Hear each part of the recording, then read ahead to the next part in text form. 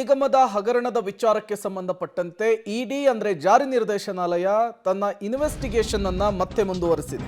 ವಾಲ್ಮೀಕಿ ನಿಗಮದ ಅಧ್ಯಕ್ಷರಾಗಿರುವಂತಹ ಬಸನಗೌಡ ದದ್ದಲ್ ಅವರನ್ನ ಇಡಿ ಇವತ್ತು ವಿಚಾರಣೆಗೆ ಒಳಪಡಿಸಿತ್ತು. ಆ ವಿಚಾರಣೆ ಈಗ ಮುಕ್ತಾಯವಾಗಿರುವಂಥದ್ದು. ಸತತ 10 ಗಂಟೆಗಳ ಕಾಲ ವಿಚಾರಣೆಯನ್ನ ಎದುರಿಸಿದ್ದಾರೆ.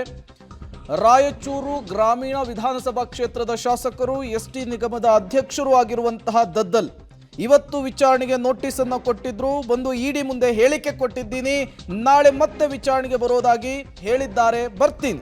ಇಡಿ ಕಚೇರಿಯ ಬಳಿ ಶಾಸಕ ದದ್ದಲ್ ಕೊಟ್ಟಂತಹ ಹೇಳಿಕೆ. ಈಗಾಗಲೇ 13 ಜನರ ಬಂಧನ ಆಗಿದೆ.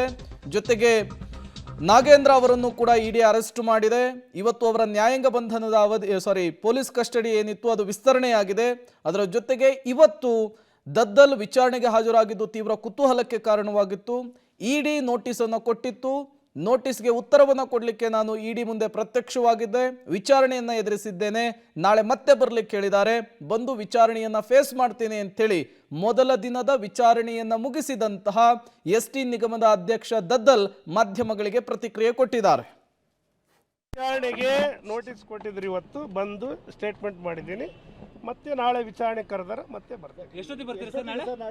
ನಾಳೆ 10:30ರಿಂದ 11. ವಿಚಾರಣೆಗೆ ನೋಟಿಸ್ ಕೊಟ್ಟಿದ್ರು, ಇವತ್ತು ಬಂದು ಸ್ಟೇಟ್ಮೆಂಟ್ ಮಾಡಿದ್ದೀನಿ, ಮತ್ತೆ ನಾಳೆ ವಿಚಾರಣೆ ಕರೆದಾರ ಮತ್ತೆ ಬರ್ತೇನೆ. ಎಷ್ಟೊತ್ತಿಗೆ ಬರ್ತೀರಿ ಸರ್? ನಾಳೆ 10:30ರಿಂದ 11.